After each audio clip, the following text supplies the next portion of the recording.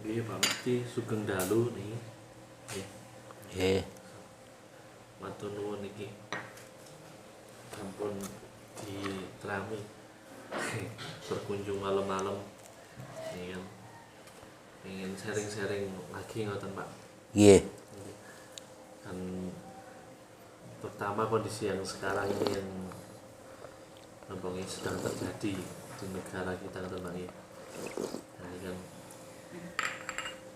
saya tuh meyakini apapun tuh kalau dikembalikan ke hati yang tenang, keimanan, kembali ke keimanan atau Pak, ke Tuhan atau maka solusinya tuh banyak. Tapi kok ya masih banyak yang membingungkan atau Pak. Ya meskipun mungkin malam ini temanya mungkin nopongnya tadi kayak kegelisahan kondisi sekarang atau Pak. Nah, corona ini itu sebenarnya kondisi yang bagaimana tuh Pak? Pripun yang kondisi sekarang ini terjadi terutama negara kita. Oh, nggih. Nggih, pun cukup nggih. Nggih. Nggih. Assalamualaikum warahmatullahi wabarakatuh. Saderengipun menjawab pertanyaan, saya akan membacakan ayat di mana Allah berfirman di dalam surah Yunus ayat 57. A'udzu billahi minasyaitonir rajim. Bismillahirrahmanirrahim.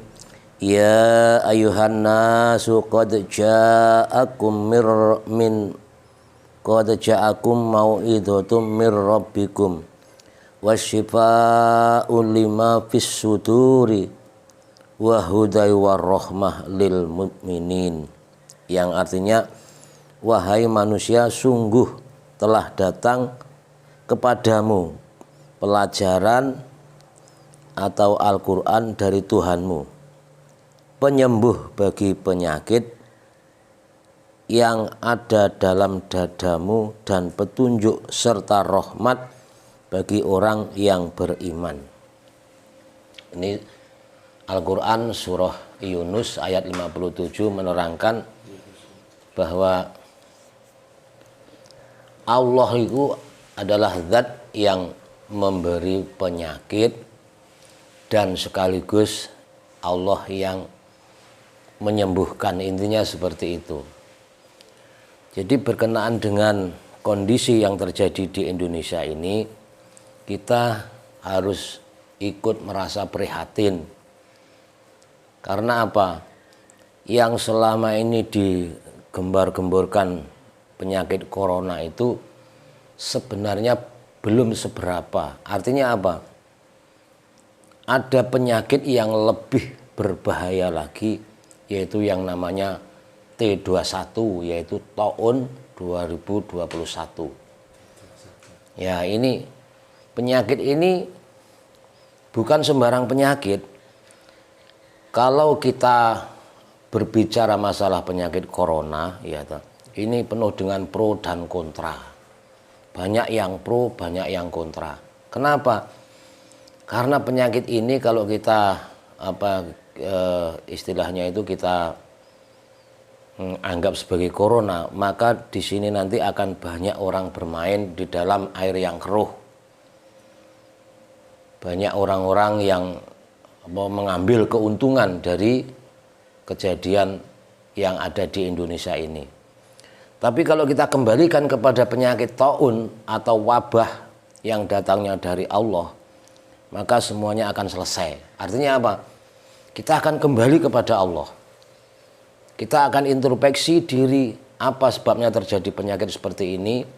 Karena penyakit ini sesungguhnya bukan penyakit biasa, tapi adalah teguran dari Allah, adab dari Allah, musibah dari Allah. Maka kita harus pasrah diri kepada Allah, ya, pasrah diri kepada Allah, dan sekaligus membantu pemerintah. Jangan sampai terjadi cekcok di sana sini sehingga menjadikan suasana semakin keruh. Nah, ini terkait dengan peristiwa-peristiwa yang ada di negeri ini maupun peristiwa-peristiwa yang ada di masa lampau. yang namanya wabah atau taun ini sudah ada semenjak zamannya para nabi dahulu. Contohnya di zamannya Nabi Musa, ya toh. Di zaman Nabi Musa ini kenapa terjadi wabah? Yang namanya wabah terjadi itu pasti terjadinya pemimpin atau penguasa yang tidak adil. Itu satu. Yang kedua, terjadinya kemiskinan di mana-mana. Itu pasti akan terjadi wabah. Kemudian di Indonesia juga begitu, tahun 65 sampai 70, tahun 1965 sampai 1970 pernah terjadi wabah, yaitu wabah apa itu kalau bahasa Jawanya tumo, kalau bahasa Indonesianya apa itu? Kutu. Kutu ya. Jadi kutu itu selalu ada di dalam diri manusia. Saya pernah mengalami yang namanya celana itu penuh dengan kutu, tempat tidur penuh dengan kutu. Karena apa? Waktu itu terjadi kemelaratan, kemiskinan di mana-mana. Jadi intinya penyakit itu terjadi karena banyaknya manusia-manusia, khususnya umat Islam, ya toh, ini lupa dengan Tuhannya, sehingga Tuhan itu marah. Apakah orang Islam tidak sholat? Sholat. Apakah tidak haji? Haji. Apakah tidak beramal? Beramal. Tapi kenapa? Satu hal yang perlu digarisbawahi, yaitu banyak orang yang melupakan peristiwa di balik ini. Kalau kita memandang penyakit ini corona, pasti itu ciptaan manusia. Tapi kalau kita memandang itu adalah wabah, kita harus melihat penyakit di balik wabah itu pasti ada Allah. Kita melihat Allah, bukan melihat penyakitnya. Kalau kita melihat penyakitnya, nanti semakin kita memperparah keadaan, saling menyalahkan presidennya dengan menterinya, saling menyalahkan peraturan-peraturan yang kurang sempurna dan lain sebagainya. Antara dokter yang satu dengan dokter yang lain saling menyalahkan. Ini tidak boleh, ini tidak boleh terjadi ini. Jadi masyarakat harus kembali tenang, solusinya tenang, pasrah diri. Kita harus berusaha mencari obat. Pasti ada obatnya ini.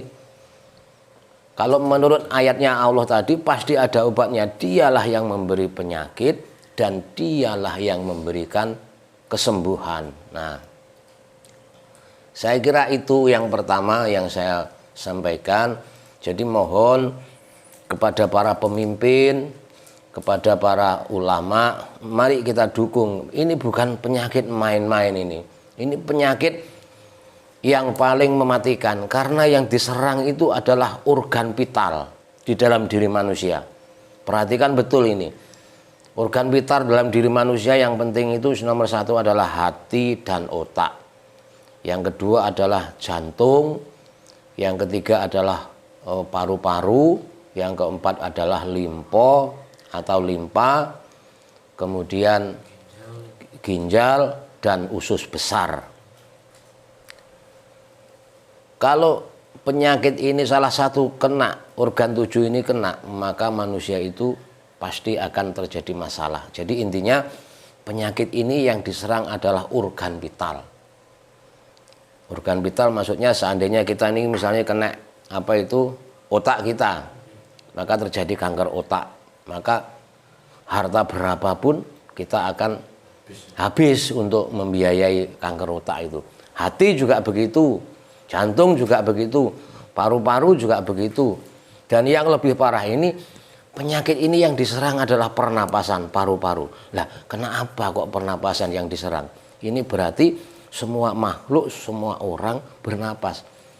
Kalau kita mengerti ilmu hakikat, maka solusi yang paling tepat di sini adalah ilmu pernapasan. Mari kita gali ilmu pernapasan ini.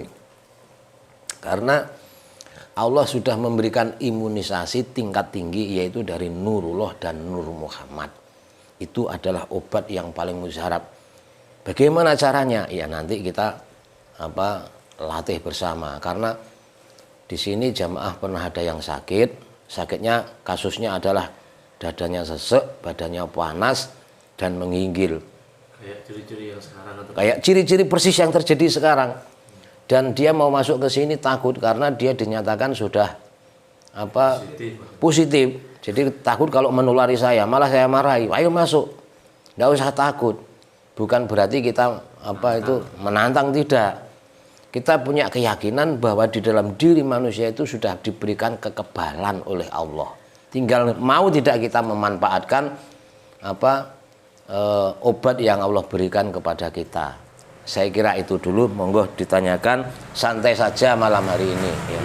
Ya. Ambil ngopi-ngopi, rokokan, monggo. Ya. Monggo Mas. Itu taun artinya wabah betul Pak. Betul, ini wabah yang sangat mematikan Mas ini Mas, jangan main-main. Kalau istilahnya pemerintah kita mengatakan virus corona, monggo, tapi ada yang lebih berbahaya dari virus semacam virus itu, yaitu taun, wabah dari Allah. Nah. Kalau kembali pasti ingat Pak. Ya, saya pernah dengar yang masalah kisah yang Nabi Musa dan yang kayak nabi-nabi yang lain kan juga kebanyakan yang dihukum itu kan karena ada raja-raja yang mereka itu zalim. Zalim, ya betul. Nah, kalau dari entah mungkin memang rujukan kitabnya itu sangat valid dan akurat, atau mungkin yang tadi sempat Pak Misti sampaikan di Indonesia sendiri pernah tahun 60-an Pak. Iya. Nah, itu kan yang ada wabah. Kira-kira Pak, nah, kalau dulu sama sekarang ini kan kita bilang segi medis itu kan lebih canggih dan maju sekarang. Saat itu apalagi di saat-saat para nabi yang mungkin Nabi Musa ataupun apa yang di zaman mereka, mungkin di era mereka itu sudah sangat modern. Memang kalau dari penyempurnaan kan ilmunya lebih sempurna sekarang. Kalau untuk masalah solusi itu Pak, kira-kira apakah ada yang saat ini solusinya tuh mungkin ada beberapa orang yang sudah melakukan atau belum banyak orang yang mengungkapkan. Gampangannya gitu Pak. Iya sih, atau gimana sih caranya Nabi Musa, mungkin kayak Nabi siapa ya, Nabi Nuh yang mungkin waktu itu ada banjir itu, iya, banget Pak. Betul. Nah, itu kalau dibilang tuh sikap mereka tuh seperti apa Pak hingga menyelesaikan wabah yang kalau dibilang zamannya Nabi Musa itu puluhan tahun Pak. Iya. Itu solusi atau sikap mereka seperti apa? Nah, itu pertanyaan yang sangat tepat sekali. Artinya begini Mas, kalau kita sudah kena wabah seperti ini, pemerintah ataupun sultan yang berkuasa itu harus ambil tindakan tegas. Iya toh? Harus ambil tindakan tegas. Jadi ini jangan main-main, jangan dianggap remeh penyakit ini. Jadi kalau pemimpin kita tegas menghadapi solusi seperti ini, kita juga harus menghimpun para ulama. Lah ulamanya harus berperan di sini. Di zamannya Mesir sebelum Nabi Musa pun pernah terjadi wabah yang sangat mematikan, di mana masyarakat pada saat itu terjadi panas, kekeringan yang sangat mematikan masyarakat. Tidak ada hujan sekian puluh tahun, ya kan. Dan penyakit merajalela. Akhirnya datang seorang ulama. Ulama itu mengatakan begini, kalau negara kita itu mau aman, mau sentosa, mari kita kembali kepada Allah. Nah, terus bagaimana Pak Yai? Nah, caranya bagaimana? Nah, kita banyak berzikir kepada Allah. Maka turunlah perintah dari ulama itu suruh membacakan sholawat nariyah waktu itu, ya. Maka pemerintah pun mendengarkan betul-betul apa kata ulama tadi, sehingga 7 hari 7 malam negara itu dalam keadaan berkabung dan ulamanya mengajak para santri-santrinya, seluruh masyarakat itu diajak zikir kepada Allah. Dan ulama tersebut mengambil suatu ayat di dalam surah Al-Anfal ayat 9 ayat 8 9. Ittastaghisuna rabbakum. Tatkala engkau memohon pertolongan rabbakum kepada Tuhanmu, pastajaba lakum. Pasti aku akan mengabulkan, kata Allah. Ani mumidukum. Saya akan membantu kamu semuanya, kata Allah. Bi alpim minal malaikati murdibin, dengan menghadirkan 1000 malaikat berturut-turut. Sehingga tambah yakin masyarakat kena ayat tersebut. Terus seluruh masyarakat mengadakan istighosah lah istilahnya sekarang ini. Ya, dari kata istaghisu tadi kan istighosah. Kemudian pemerintah itu menganjurkan sedekah, mengadakan syukuran besar-besaran, penebusan istilahnya. Itu yang pertama. Yang kedua, diajak kembali kepada agama yang kapah, agama tauhid yang mengisahkan Allah. Mohon ampun, banyak membaca sholawat, itu adalah solusi yang tepat. Sehingga tidak saling menyalahkan. Kita sangat prihatin sekali kalau pemerintah saat ini terkesan itu saling menyalahkan kan. Nah, ini gak akan menyelesaikan masalah, justru akan menambah masalah. Iya toh? Rakyatnya bingung. Terus yang kedua diperparah dengan petugas polisi, pamong praja, satpol PP, itu arogan. Nggak boleh. Kita harus menciptakan rasa kasih sayang. Orang Indonesia ini sederhana kok. Beri kebebasan kepada mereka untuk berdagang, ya toh, untuk mencari duit. Karena apa? Kondisi sulit. Kalau terjadi penyekatan, terus dagang dipersulit. Ini justru teror yang menakutkan, Pak. Ini harus kita hentikan. Tolonglah pemerintah itu tahu diri. Bagaimana masyarakat kecil menjerit-jerit itu. Kalau toh di lockdown ditutup, enggak apa-apa. Tapi solusinya bagaimana? Apakah masyarakat itu dicukupi finansialnya, dicukupi ekonominya? Monggo. Kita masyarakat kecil itu manut saja kok, ikut saja. Sami'na wa atokna, ya toh.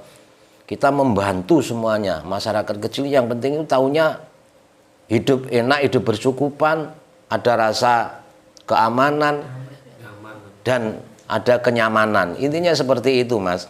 Nah, itu solusi pertama yang harus diciptakan. Jadi tolong sekali lagi saya menghimbau kepada aparat yang diberikan tugas dan kewajiban mengamankan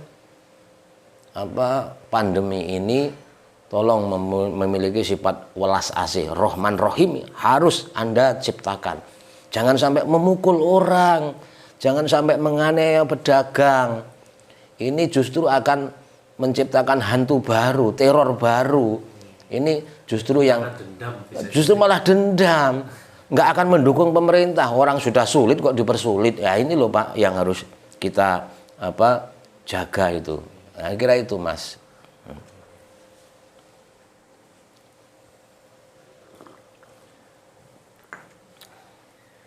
Tapi kan gini Pak, kalau semisal ya, ini nggak tahu ini kenapa atau berbeda pendapatnya, cuman yang setahu saya sih sampai saat ini benar tadi dengan Pak Misi sampaikan tuh dari politisi, nagas ya, tenaga kesehatan dan aparatnya tuh mereka punya sudut pandang yang berbeda Pak. Bahkan yang saya yang kalau padahal kitabnya sama kata Pak, yang dibaca juga sama dan pasti sama-sama tahu kisah seperti Nabi Musa, wabah-wabah yang pasti pernah terjadi. Cuman kok ulamanya khususnya yang saya juga mereka itu punya perbedaan pendapat Pak. Iya. Ada yang memang benar-benar kekeh. Yang saya memang kita tetap kok prokes, kita jaga jarak dan lain-lain protokol kesehatan. Kemudian yang ada yang sesaklek itu jauh hingga tempat ibadah mau baik muslim maupun non muslim itu mereka yang benar-benar mungkin sudah rindu ingin, tadi kan solusinya disampaikan kembali ke Tuhan atau Pak? Kembali ke Nah, Tuhan. bagi orang yang mungkin ada beberapa yang ingin, iya ya usah ini mungkin sementok, ya udahlah kita juga minta pertolongan dari segi religi kata Pak, Ya, betul. spiritual. Nah, tapi dari aturan pemerintah dan beberapa ulama juga melegitimasi, berarti mendukung, ya wis jangan ada yang sampai info itu entah benar atau enggak, Jumatan enggak usah, sekarang zuhuran aja gitu. Saya enggak kurang paham coba fikihnya seperti apa, yang jelas saya sebagai awam, umumnya orang yang masuk yang ini atau masa seperti ini kata Pak. Yeah. Jadi kan kesannya kita tuh bingung, ulama yang satunya lagi luas. Mungkin yang mereka lebih tahu, kita ngomong ngaji jeruan atau Pak, lebih dalam. Ya udah kita sikapnya seperti ini. Kita bukan menolak, bukan melawan, bukan apa ya, tidak mempercayai corona, covid atau pandemi itu ada, cuman berbeda sikap gitu. Kira-kira kenapa Pak hingga politisi, nakes, aparat, bahkan terutama ulama mereka itu saling berbeda pendapatnya? Betul. Jadi begini, saudara-saudaraku semuanya, kita harus merapatkan barisan. Jangan saling menuduh, jangan saling memojokkan, jangan saling menyalahkan. Kalau perlu kita saling berbagilah. Ya, yang kaya saat ini mereka punya kesempatan untuk mengamalkan hartanya, seperti Pak Abu Rizal Bakri misalnya kan. Ya kan orang kaya ya toh. Kesempatan Pak Tanu Sudibyo ya toh, kesempatan untuk menolong masyarakat kecil. Terus kalau toh seandainya para dokter yang sudah menggunakan peralatan canggih, toh mereka masih mati, ya toh. Kenapa? Ya karena solusinya cuma satu, kita kembali kepada Tuhan. Maka jangan pernah menutup tempat ibadah. Justru kita buka lebar-lebar tempat ibadah. Masyarakat biar membantu lewat doa. Itu penting karena doa mugul ibadah. Donga iku mbok-mbokane ibadah, Pak. Orang disuruh di rumah, ya toh, tanpa ada solusi. Ini justru menimbulkan kekhawatiran yang sangat amat. Ya toh. Mau ibadah susah, mau dagang susah, mau interaksi kemana-mana susah. Ini justru akan menambahkan kecemasan. Maka kita berharap, yuk kita buka tempat ibadah, gereja ini dibuka, masjidnya dibuka, kelentengnya dibuka, viharanya dibuka, majelisnya dibuka. Tetap prokes. Nah, tetap prokes, monggo, di swab monggo, di di rapid harus, ya ta? Karena waktu kecil saya pernah disuntik itu sampai 7 hari tidak sembuh, Pak. Yang namanya cacar ya dulu, suntik cacar ya kan. Saya sampai seminggu itu adem panas ya. Ya itu masih ingat sampai sekarang. Jadi silakan divaksin dan diswab harus, memang itu kewajiban pemerintah. Kewajiban ulama mengajak para umatnya untuk kembali kepada Allah, kembali kepada Tuhan. Jangan sampai orang putus asa karena orang kalau sudah mentok, mana solusinya? Harus kembali kepada Tuhan, harus kembali kepada Tuhan. Ya toh? Solusi bagaimana nanti di dalam majelis itulah nanti timbul pemikiran baru, penemuan baru, dan itu. Terus ulamanya, terutama ulamanya ini sangat berperan dalam keadaan seperti ini. Jangan malah melarang untuk orang ibadah. Saya setuju, saya membaca berita tadi siang, ada seorang gubernur di Sumatera Utara kalau tidak salah, melarang menutup masjid. Melarang menutup masjid, silakan berzikir, silakan bersolawat, silakan sholat bebas. Itu patut kita acungi jempol yang demikian ini. Ya pejabat yang begini yang harus kita dukung. Jangan malah sebaliknya. Tidak boleh ke musola, tidak boleh ke masjid, tidak boleh berdagang. Lah terus kita suruh apa? Kan pelan-pelan kita mati bunuh diri, Pak. Iya toh? Nah, ini mohon maaf, ini pendapat saya. Kalau ada pendapat dari pemerintah yang lebih canggih, monggo silakan. Rakyat kecil seperti kita ini hanya manut nurut. Yang jelas kita ini ingin kemakmuran, ingin kedamaian. Jangan sampai terjadi seperti ini. Kasihan dong masyarakat kecil, hidupnya sudah susah, dibikin susah lagi. Ya, saya kira itu, Mas. Ya.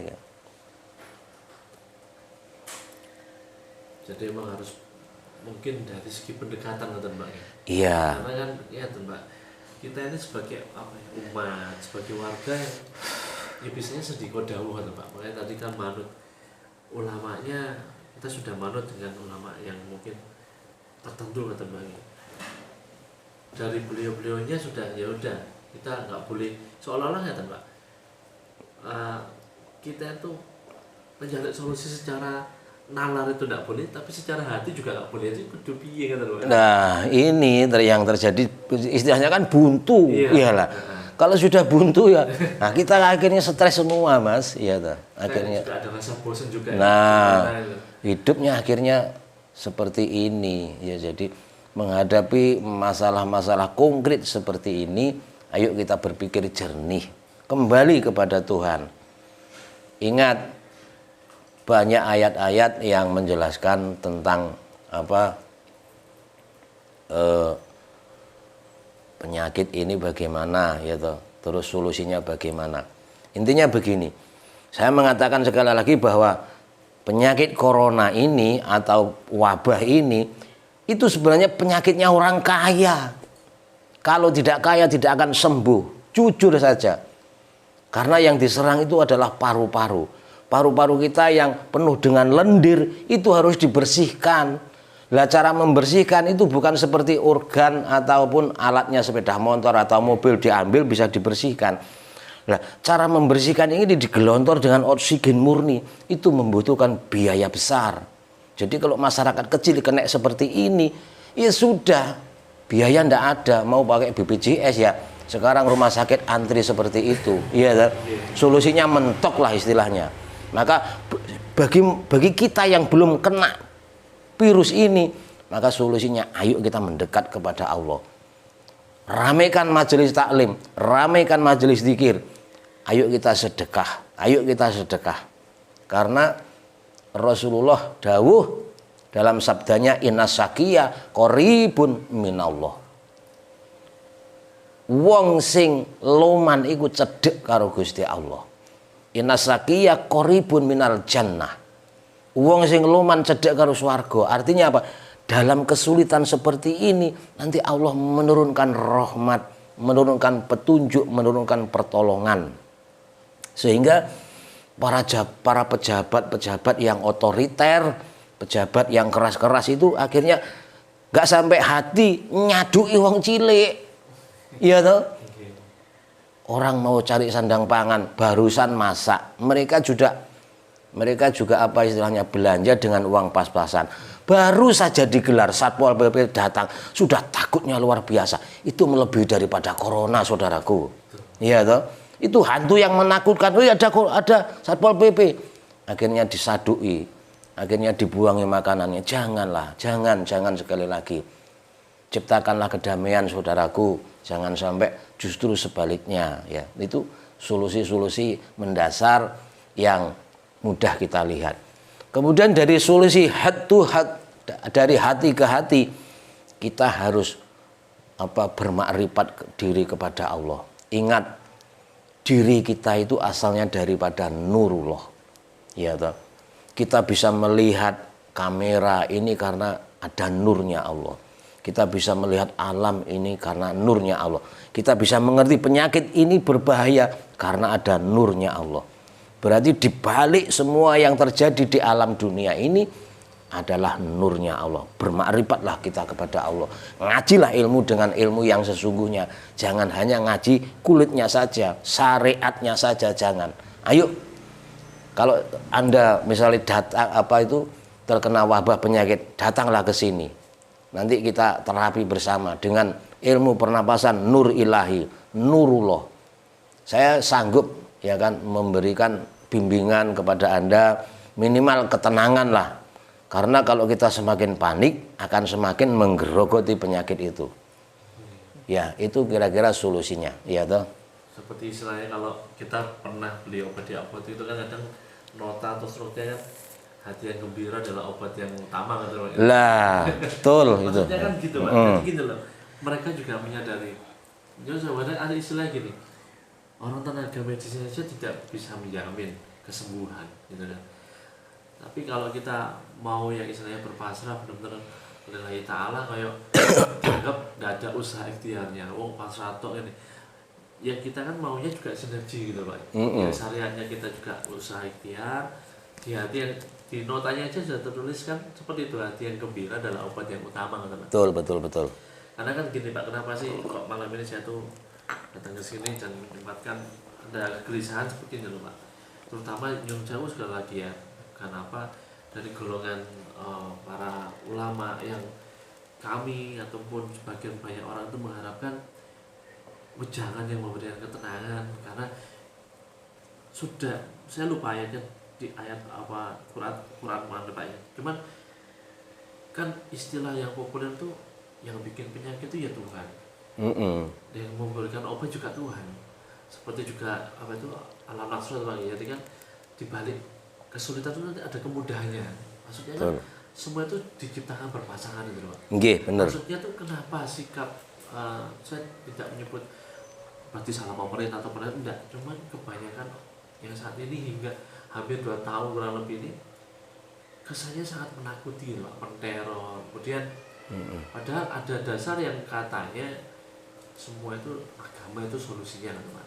Lah kok makanya mungkin akan pertanyaan kan apa ya, ngelipet di situ Pak. Jadi padahal ya wis pasti akan ada obatnya, tapi kenapa kok kesannya tuh makin parah, makin dibesar-besarkan seperti itu Pak. Iya. Apakah memang perlunya pendekatan ya, tadi humanity-nya ya, heart to heart, kemudian yang itu yang menjadi keresahan mungkin juga sebagian teman-teman tuh piye corona itu gimana sih, apalagi sekarang yang PPKM katanya akan diperpanjang. Oke, sebenarnya enggak perlulah kita menutup jalan, ya kan? Karena jalan sebenarnya kan bukan milik pribadi, bukan milik aparat, bukan milik pemerintah, milik seluruh bangsa ini. Jadi bagaimana bangsa ini supaya hidupnya nyaman, kondusif, diberi kemudahan untuk usaha, diberi kemudahan untuk ikhtiar, dan sekaligus ulamanya, balik lagi kepada ulamanya. Ulama yang kompeten, artinya ulama yang benar-benar mampu memberi solusi, memberi rasa adem, memberi rasa dingin, dan sekaligus bisa menciptakan suasana baru, ilmu baru, walaupun tidak harus menyalahkan tim medis yang sudah berusaha semaksimal mungkin. Ya kita dukung karena mereka juga sekolah lah, kita yang nggak sekolah kesehatan, kita taunya agama, kita taunya solusi itu dari nurnya Allah.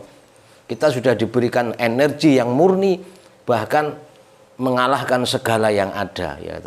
Kita tahu banyak dokter yang meninggal dunia karena tugas, kita juga ikut prihatin, ya. Jadi kalau begitu, bukan itu mungkin solusinya, ya kita harus berpikir ulang lagi, karena memang wabah ini kan intinya begini, kalau suatu kaum kena wabah, kalau anggaplah perorangan kena wabah, kena sakit, berarti kaum itu atau bangsa itu akan terjadi kemakmuran nantinya. Nah ini harus betah kita menerimanya. Sobiru warobitu la'alakum turhamun. Jadi kita suruh betah. Betah itu kan sobar itu kan bahasa aslinya. Jadi jangan saling sikut menyikut, jangan saling menyalahkan, jangan saling mengkambing hitamkan. Justru kita dukung tim medis yang mereka sudah sekolah, menghabiskan berapa ratus juta, ya toh. Saatnya sekarang ini menciptakan ilmu medis yang lebih apa itu yang lebih akurat, ya toh. Nah, sedangkan secara pribadi saya di sini mengajak para jamaah untuk apa ya? Untuk berobat secara individual. Artinya kita memanfaatkan ilmunya Allah. Bagaimana caranya? Di dalam diri manusia itu ada yang namanya sholat daim. Ya.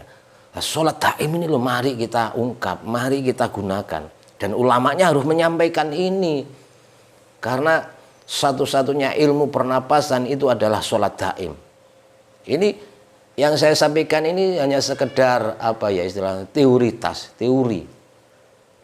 Lah prakteknya Anda datang ke sini harus ngaji sekian tahun, nanti baru kita baiat, baru kita antarkan ke guru mursyid supaya mereka diberitahu hakikatnya sholat daim. Karena yang saya lihat di YouTube itu semua masih teori semua, yang namanya Nurullah, Nur Muhammad itu teori semua, Pak. Belum menunjukkan hakikat yang aslinya. Semuanya, dan lagian tidak mungkin, ya tidak mungkin ilmu hakikat itu digelar sembarangan, tidak boleh. Harus ada etikanya, harus ada aturannya. Jadi mohon sekali lagi, ayo kita merapatkan barisan, jangan saling menuduh, jangan saling menyalahkan. Terus berusahalah menjadi orang yang memiliki jiwa welas asih.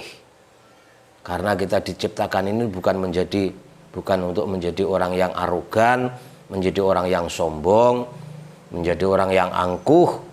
Ini adalah teguran dari Tuhan. Artinya apa?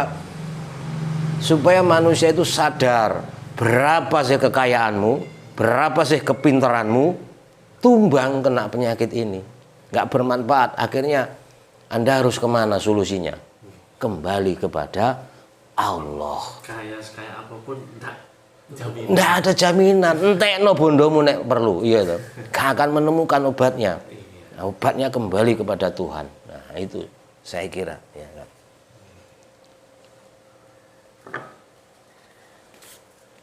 Dari Mas Bayu ada pertanyaan?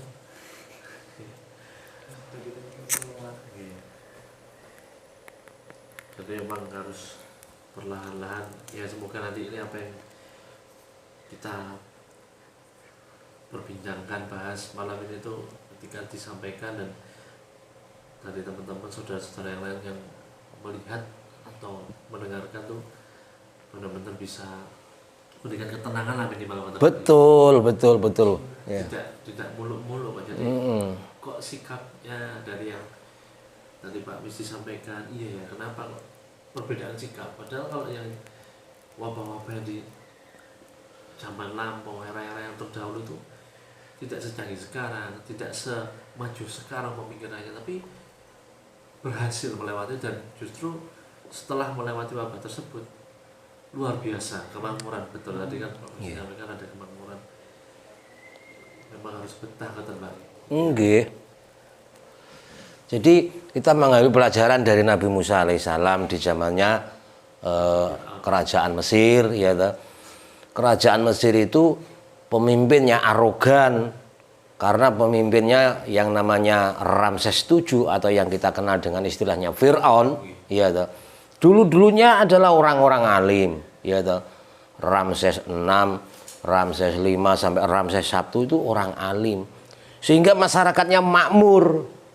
Begitu kena Ramses ke-7, dosomuko, cara orang Jawa mengatakan, itu kan arogan, merasa dia paling hebat, nggak pernah sakit selama 400 tahun, ya toh.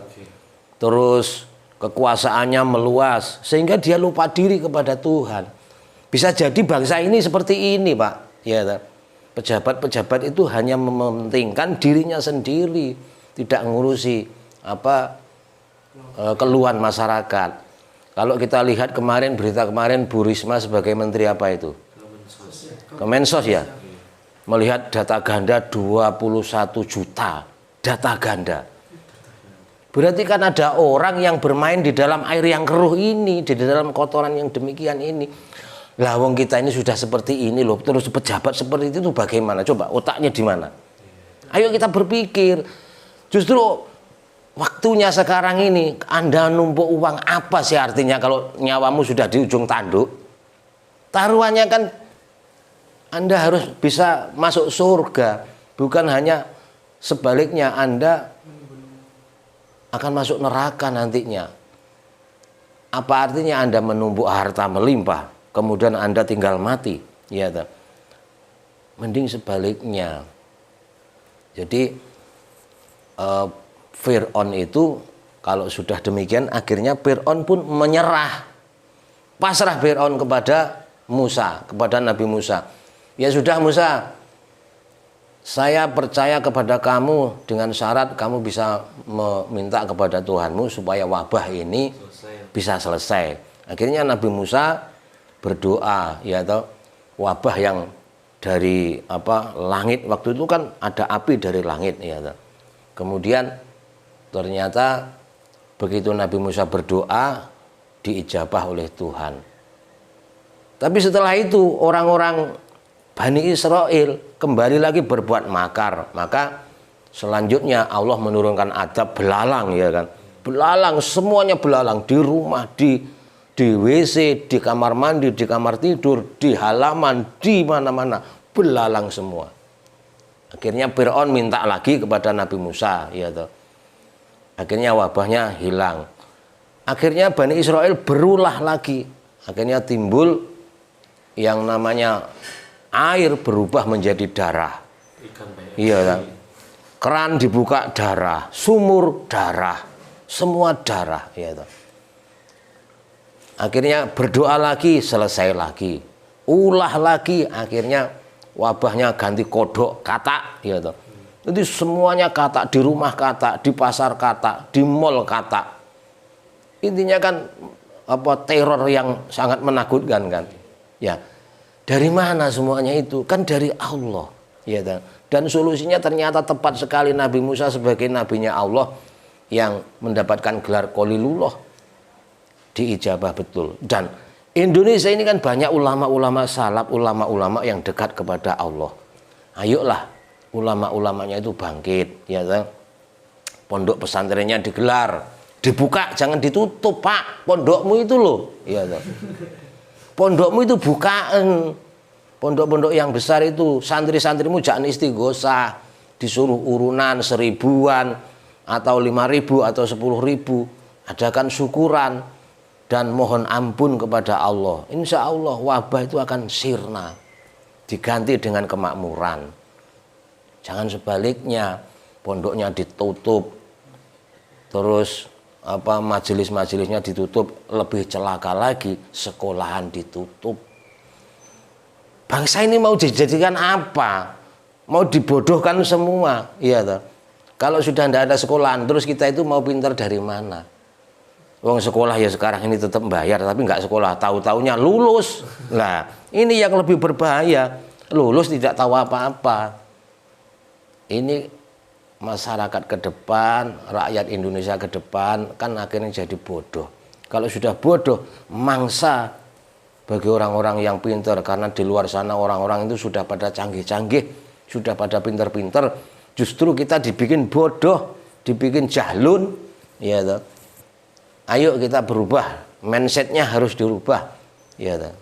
Nah, saya kira itu, ya.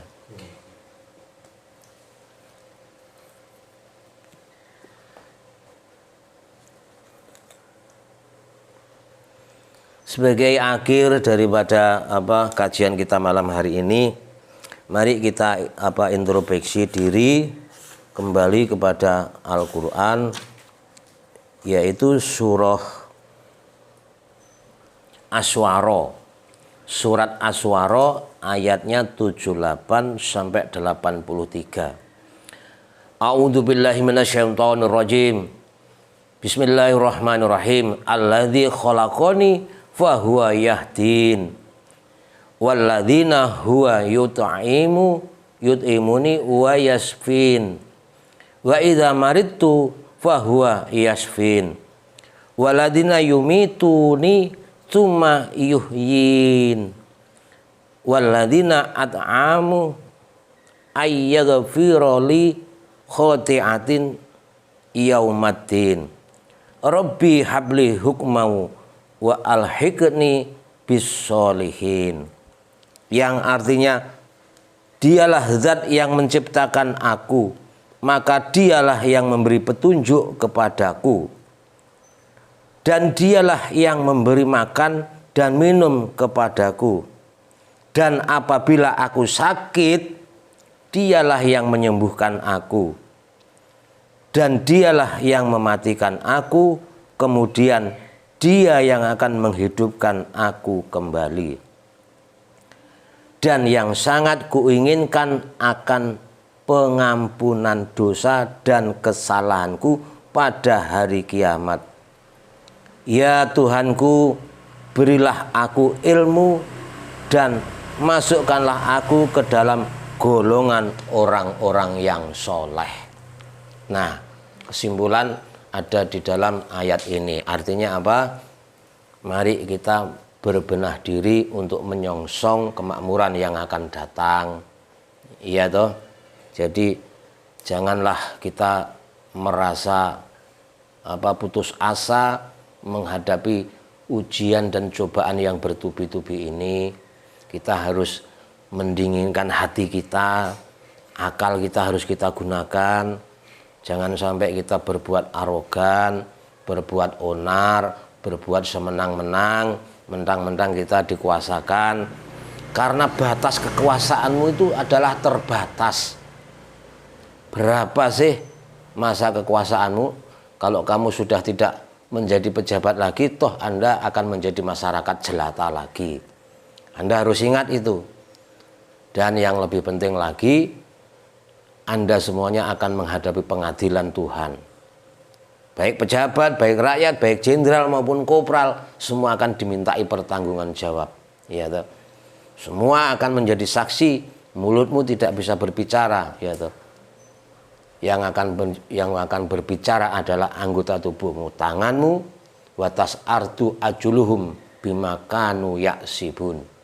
Jadi anggota tubuhmu yang akan nanti berbicara. Maka berkaryalah yang baik supaya Anda nantinya, kita semuanya bisa diterima amal-amalnya, bisa terima ibadahnya. Karena kapan lagi kita akan menjadi orang baik pada saat sekarang ini. Jadi sekali lagi kami atas nama rakyat kecil dari kelompok Jamaah Santri Rahmatan lil Alamin, kami juga akan mengadakan bakti sosial nanti tanggal 21 sampai tanggal berapa, nanti akan siaran langsung dari Nganjuk, akan mengadakan kurban bersama, menolong masyarakat desa yang hidupnya sangat-sangat miskin, sangat-sangat kesulitan. Oleh karena itu mohon bantulah, berikanlah kemudahan kepada kami. Jangan ditutup tolnya, saya mau lewat, ya, saya mau membantu masyarakat. Ya, nanti di mobil kami itu ada stikernya. Ya, tolong kepada Pak Aparat, kami diberikan kelonggaran. Kami tidak makar kok. Kami membantu pemerintah, kami membantu masyarakat, kami membantu mendinginkan suasana yang keadaan carut-marut seperti sekarang ini. Saya berdoa semoga pemerintah, aparat diberikan kesabaran, diberikan kemudahan. Semoga amal bakti bapak-bapak dan ibu-ibu serta saudara-saudara semuanya diterima oleh Allah. Yang terakhir, semoga para dokter yang gugur di medan di medan prokes, ya, di medan kesehatan, diterima amal baktinya, dan mudah-mudahan Anda semuanya masuk surga. Allahumma amin. Saya kira cukup. Terima kasih, mohon maaf. Ini hanya tutorial, tidak mendikte saudara-saudaraku. Mohon teguran, mohon bantuan, subscribe-nya jangan lupa. Karena ini sekedar hiburan, kami tidak mendikte. Sekali lagi kami hanya memberikan solusi yang kecil. Kalau ada manfaatnya silakan dipakai, kalau tidak ada manfaatnya ya enggak usah direken, gitu aja ya. Jadi sekali lagi mohon maaf, akhirul kalam, wabillahi taufiq wal hidayah, wassalamualaikum warahmatullahi wabarakatuh. Waalaikumsalam.